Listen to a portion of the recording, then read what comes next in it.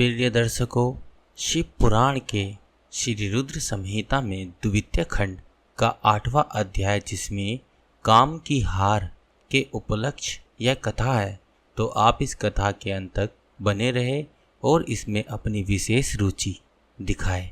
सूत जी बोले, हे ऋषियों, जब इस प्रकार प्रजापति ब्रह्मा जी ने कहा, तब उनके वचनों को सुनकर नारद जी आनंदित होकर बोले, हे ब्राह्मण, मैं आपको बहुत धन्यवाद देता हूँ कि आपने इस दिव्य कथा को मुझे सुनाया है।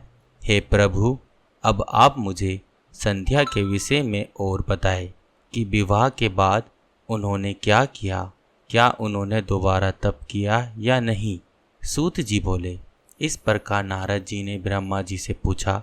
उन्होंने यह भी पूछा कि जब कामदेव रति के साथ विवाह करके वहाँ से चले गए और दक्ष आदि सभी मुनि वहाँ से चले गए, संध्या भी तपस्या के लिए वहाँ से चली गई, तब वहाँ पर क्या हुआ। ब्रह्मा जी बोले, हे श्रेष्ठ नारद, तुम भगवान शिव के परम भक्त हो, तुम उनकी लीला को अच्छी प्रकार जानते हो।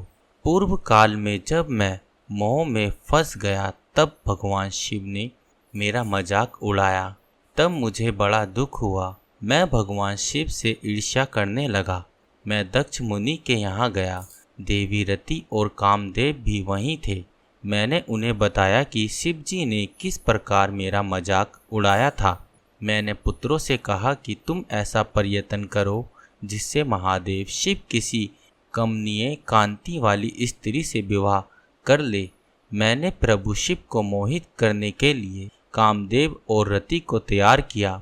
कामदेव ने मेरी आज्ञा को मान लिया। कामदेव बोले, हे ब्रह्मा जी, मेरा अस्त्र तो सुंदर स्त्री ही है, अतः आप भगवान शिव के लिए किसी परम सुंदरी की सृष्टि कीजिए। यह सुनकर मैं चिंता में पड़ गया। मेरी तेज सांसों से पुष्पों से सजे बसंत का आरंभ हुआ। बसंत और मलयानल ने कामदेव की सहायता की। इनके साथ कामदेव ने शिव जी को मोहने की चेष्टा की, पर सफल नहीं हुए। मैंने मरुत गणों के साथ पुनः उन्हें शिव जी के पास भेजा।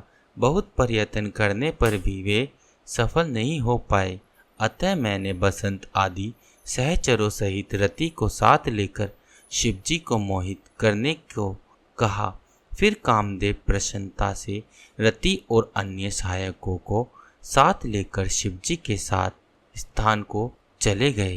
प्यारे दर्शकों, इसी के साथ यह कथा यहीं समाप्त होती है। तो बोलो हर हर महादेव।